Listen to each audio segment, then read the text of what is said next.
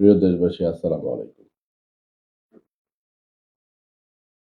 ১২ তারিখে যে নির্বাচন হচ্ছে, সেই নির্বাচন সম্পর্কে দুটি কথা বলার জন্য আজকে আবারও আপনাদের সামনে এই ভিডিও বার্তাটুকু দেওয়ার চেষ্টা করছি।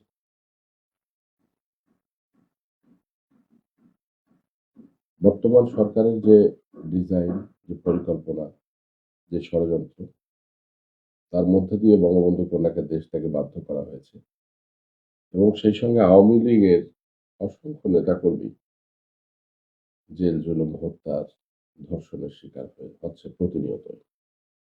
দোকানপাট, ঘরবাড়ি থেকে শুরু করে সবকিছু কেড়ে নেওয়া হয়েছে। আমার ব্যক্তিগত অভিজ্ঞতা থেকে শুধু এটুকু বলতে পারি, আমি কখনো প্রতিহিংসার রাজনীতি করিনি। তারপরেও আমার পরিজন, পরিবার, আত্মীয়স্বজন সবাই আমার কাছ থেকে বিচ্ছিন্ন হয়ে গেছে। যে মানুষগুলোর সঙ্গে আমার আত্মার সম্পর্ক ছিল, যে মানুষগুলোর সঙ্গে আমার হৃদয়ের সম্পর্ক ছিল, সেই মানুষগুলো আমার কাছ থেকে অনেক দূরে চলে গেছে। প্রতিহিংসার রাজনীতি এবং প্রেশার প্রয়োগের এই রাজনীতি তাদেরকে বাধ্য করছে এই দুঃসময়ে তাদের চিন্তার বাইরে, তাদের মতের বাইরে গিয়ে একটা অবস্থান নিতে। আমি বাংলাদেশের মানুষকে শুধু এইটুকুই বলতে চাই যে আওয়ামী লীগকে বাঁচাতে শুধুমাত্র আপনাদের একটি পদক্ষেপ, একটি উদ্যোগ, একটা রাজনৈতিক দলকে শুধু রক্ষা করা নয়। আওয়ামী লীগ বেঁচে থাকলে বাংলাদেশের স্বাধীনতা, সার্বভৌম, বাংলাদেশের মানুষের নিরাপত্তাটুকু বেঁচে থাকে। আওয়ামী লীগ বাঁচা মানে শুধুমাত্র একজন শেখ হাসিনা বেঁচে থাকা নয়, শেখ হাসিনার এমপি মন্ত্রী বেঁচে থাকা নয়।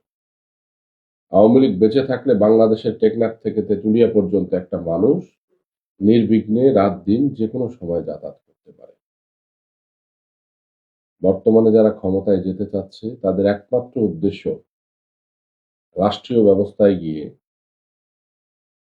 নিজেদের সহায় সম্পদ, শক্তি বৃদ্ধি করা। সেই সঙ্গে আমাদের চরম শত্রু পাকিস্তানের কাছ থেকে প্রেসক্রিপশন নিয়ে এই দেশটাকে তালেবানি, আফগানিস্তান এবং পাকিস্তানের মতো একটা বর্বর জাতিতে রূপান্তরিত করা এবং যেখানে জঙ্গিবাদ নামক শব্দটা যুক্ত হয়ে এর পরবর্তীতে যারা হয়তোবা আপনাদের মাথার উপরে চেপে বসবে, সে ধারণাটুকু হয়তোবা আপনারা কিছু, কিছু মানুষ ইতিমধ্যেই পেয়েছেন।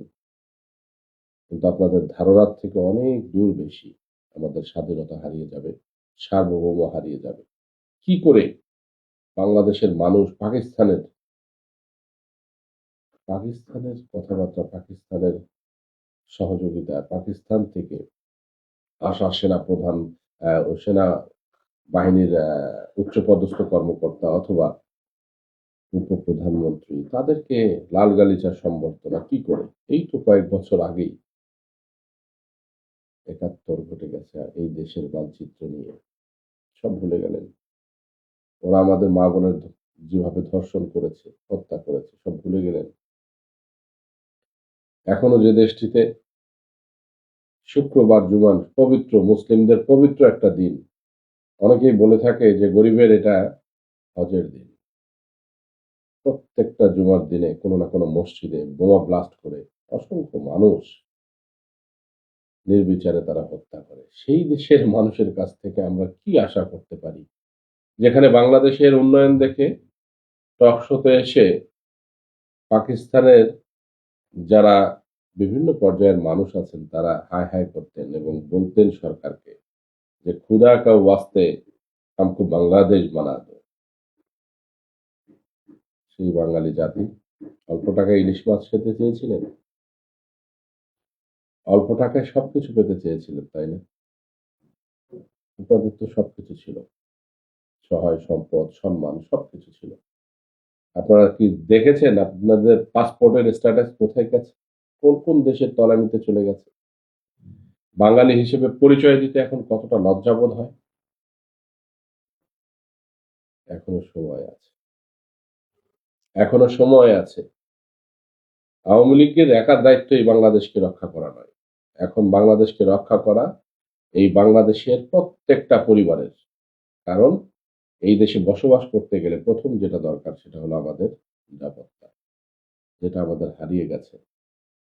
একজন মানুষ আমাদের দেশে না থাকার কারণে বাংলাদেশের এই ১৬-১৮ কোটি মানুষের দেশ আজকে নিরাপত্তাহীনতায় ভুগছে। আওয়ামী লীগ, বিএনপি, জামাত এখানে কেউ রেহাই পাচ্ছে না। ডাকাতি যখন হয় রাতের অন্ধকারে পথের মধ্যে, তখন কিন্তু কোনো দল থাকে না। আপনারা ক্ষমতায় যাবেন বলে আপনার কাছ থেকে কোনো কিছু লুট করা হয় না, এমনটা কিন্তু নয়। সবাই কিন্তু ক্ষতিগ্রস্ত হচ্ছে। বিএনপির লোকের বাড়িতে আগুন দেয়া হচ্ছে, ছোট্ট শিশু ধর্ষণ করা হচ্ছে। আর আওয়ামী লীগের কথা নাই বা বলি। কারণ আওয়ামী লীগ তো সেই সুদীর্ঘ সময় থেকে রক্ত দিয়ে, দিয়ে আজকের এই জায়গাতে আসা মানুষ। আওয়ামী লীগের দেহে তো কোনো কষ্টের চিহ্ন নাই। আওয়ামী লীগের দেহটাই একটা ইতিহাস। আওয়ামী লীগ যারা করে তারা প্রত্যেকটা মানুষ একটা ইতিহাস বহন করে। প্রত্যেকটা মানুষের হৃদয়ে এরকম অসংখ্য আঘাতের চিহ্ন আছে।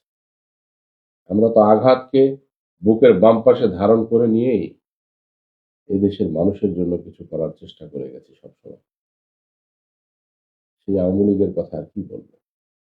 এই প্রহসনের নির্বাচন থেকে সরে দাঁড়ান। হানার তো দূরের কথা।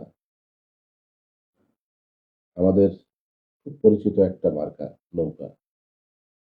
স্বাধীনতার নেতৃত্ব, এই দেশের স্বাধীনতা যুদ্ধের নেতৃত্ব দানকারী দল বাংলাদেশ আওয়ামী লীগ। এদেশের মুক্তিযুদ্ধকে সর্বোচ্চ সম্মান দেওয়ার দল আওয়ামী লীগ। এদেশের খেটে খাওয়া সুবিধা বঞ্চিত মানুষের পাশে দাঁড়ানোর দল আওয়ামী লীগ। এই আওয়ামী লীগ কোনো বড় লোকের দল নয়, কোনো পুঁজিবাদের দল নয়। এ দল সুবিধা বঞ্চিত একদল মানুষের দল। আওয়ামী লীগ তাই করে গেছে সারা দেশের মানুষের জন্য। যেখানে কারো ঘর নেই, বিদ্যুৎ নেই, রাস্তা নেই, সবকিছু করেছে। আজ সেই আওয়ামী লীগ মুছে ফেলার চেষ্টা করা হচ্ছে। তার মানে বাঙালির স্বপ্ন, বাঙালির সম্ভাবনা, বাঙালির নিরাপত্তাটাকে চিরকালের জন্য কেড়ে নেওয়ার একটা নীল নকশা চলছে। আওয়ামী লীগকে বাঁচাতে কোনো কিছু করার দরকার নেই। শুধুমাত্র ভোট বর্জন করলেই ওরা বুঝতে পারবে এদেশের কত সংখ্যক মানুষ এখনো বঙ্গবন্ধুকে লালন করেন, এখনো একজন শেখ হাসিনাকে ভালোবাসেন। সর্বোপরি আওয়ামী লীগের একজন ক্ষুদ্র কর্মী হিসেবে গর্বের সঙ্গে বলতে পারবো পুরো পৃথিবীর কাছে যে আমরা মিথ্যা বলি নাই। বাংলাদেশের এখন পর্যন্ত ৫১% বা তার থেকে অনেক বেশি মানুষ মুক্তিযুদ্ধকে লালন করে, আওয়ামী লীগকে লালন করে, আওয়ামী লীগকে সমর্থন করে। আপনাদের ভোটকে বর্জন, আপনাদের ভোট থেকে বিরত থাকাটাই আজ বাংলাদেশকে রক্ষা করবার মূল হাতিয়ার হিসেবে কাজ করবে। আমি জানি না আমার এই কথাগুলো দীর্ঘদিন পরে আপনাদের সামনে আসলে বিধ্বস্ত অবস্থায় আসছি। আমার চেহারা, আমার অয়বয় কিছুটা পরিবর্তন। কারণ আমি আমার রাজনৈতিক জীবনে কখনো কল্পনা করি নাই, বিশ্বাস করি নাই। আমি যেহেতু অত্যাচার করি নাই মানুষের প্রতি, আমার উপরে অত্যাচার হবে না, আমার প্রতি অবিচার হবে না, এটাই স্বাভাবিক। আমরা দিনাজপুরের মানুষ, যাদেরকে সুদীর্ঘ সময় বুকে আগলে রেখেছিলাম, সেই মানুষগুলো চরম কষ্ট দিয়েছে। আমি রাজনৈতিক ব্যক্তি, আমি একটা দায়িত্ব পালন করেছি, আমি সংসদ সদস্য ছিলাম। আমার হয়তোবা দলীয় কারণে আমার অপরাধ কোথাও না কোথাও হয়তোবা থেকেও থাকতে পারে। আমার সাধারণ নেতাকর্মী কি করেছে? আমার নামে আরো ১০০টা ১৫০টা মামলা, ২০০ মামলা দেন না কেন রে ভাই? আমি সেই মামলা আমার কাঁধে নিতে চাই। কিন্তু আমার সাধারণ কর্মী, ছাত্রলীগ, যুবলীগ, যারা করোনার সময় কাঁধে করে অসংখ্য মানুষের জন্য সহযোগিতা পৌঁছে দিয়েছে, যারা বন্যায় খিচুড়ি রান্না করে অসংখ্য মানুষের ঘরে ঘরে দ্বারে দ্বারে গিয়ে পৌঁছে দিয়েছে, তখন তো আপনারা ছিলেন না। আজ সেই ছেলেগুলো, সেই মানুষগুলো বাড়িতে থাকতে পারছে না। ছাত্রলীগ, যুবলীগ, স্বেচ্ছাসেবক লীগ, এমনকি মহিলা লীগ পর্যন্ত ঘরছাড়া করেছেন আপনারা। বাংলাদেশের রাজনৈতিক প্রেক্ষাপট কোনো রাজতন্ত্র নয় যে রাজার পরে রাজা রাজার পর রাজার সন্তান অমুক তমুক আসবে, এইভাবে বাংলাদেশ চলে না। এই জোয়ার ভাটার দেশ, গণতন্ত্র প্রতিষ্ঠা হবেই। আর বাংলাদেশের জনগণ এই জোয়ার ভাটার মতোই প্রত্যেক বেলাতেই কিন্তু পরিবর্তনশীল। তখন কি হবে? যদি আমরা আপনাদের চরিত্রে পতিত হই, আপনারা যা করে গেলেন, একটা বাড়িতে বৃদ্ধ বাবা মা, ছোট ছোট বাচ্চারা থাকে, বোন ভগ্নীরা থাকে, সহধর্মিণী থাকে, সেই বাড়িতে আগুন জ্বালিয়ে দিলেন, বাড়িটাই পুড়ে ফেললেন। আমরা তো কখনো বাড়ি পুড়াইনি। একটা দোকানের মধ্যে একটা পরিবারের রুটি রুজি, একটা পরিবার চলে, সেটা ভেঙে চুরে তছনছ করে আগুন ধরিয়ে দিয়ে কেড়ে নিলেন সবকিছু। ধানের জমি, বাগান, গাছপালা সব কেটে নিলেন, কেড়ে নিলেন। রাখতে পারবেন? রাখতে পারবেন? রাখতে পারবেন না। কারণ অন্যায় করে টিকে থাকা যায় না। সব থেকে ভয়ঙ্কর বিচার আল্লাহর বিচার। আওয়ামী লীগকে আল্লাহ খুব ভালোবাসে, যার কারণে এই দিনটা আওয়ামী লীগের দেখার দরকার ছিল। এই কারণেই যে আওয়ামী লীগের মধ্যে থেকে আমরা অনেক চেষ্টা করেছিলাম একদল দালাল চাটুকার বেঈমানকে বের করে দেওয়ার জন্য, পারি নাই। তাদেরকে চেনা যেত, তাদের বিরুদ্ধে অ্যাকশন নেওয়া যেত না। কিন্তু এই সময়ে আওয়ামী লীগের দালাল চাটুকার সুবিধাবাদীদেরকে আমরা খুব স্পষ্টভাবে একদম কাঁচের মতো, স্বচ্ছ পানির মতো দেখতে পাচ্ছি। আগামীর আওয়ামী লীগ পরিচ্ছন্ন এবং অনেক বেশি শক্তিশালী একটা আওয়ামী লীগ বাংলার মাটিতে প্রতিষ্ঠা পাবে ইনশাআল্লাহ। আমি বিনয়ের সঙ্গে সকল দেশবাসী তথা আমার নির্বাচনী এলাকার সকল মানুষকে বলব, যদি বঙ্গবন্ধু কন্যার পক্ষ থেকে, আওয়ামী লীগের পক্ষ থেকে আপনাদের জন্য ন্যূনতম আমরা কোনো কাজকর্ম করে থাকি, দয়া করে এই দেশটাকে রক্ষা করার জন্য, এদেশের মানচিত্র যেন ইজারা দিতে না পারে, এদেশের মানুষের অন্যায়ভাবে অবিচারভাবে যেন হত্যা করতে না পারে, এদেশের মানুষের সহায় সম্পদ নিয়ে যেন কেউ ছিনিমিনি খেলতে না পারে, এই জন্যই অন্তত পক্ষে এই প্রহসনের নির্বাচন বর্জন করার জন্য আকুল আবেদন জানাচ্ছি। সবাই ভালো থাকবেন, সুস্থ থাকবেন। সবার মঙ্গল কামনায় আমার কথা এখানে শেষ করছি। আসসালামু আলাইকুম, আদাব। জয় বাংলা, জয় বঙ্গবন্ধু। ধন্যবাদ সবাইকে।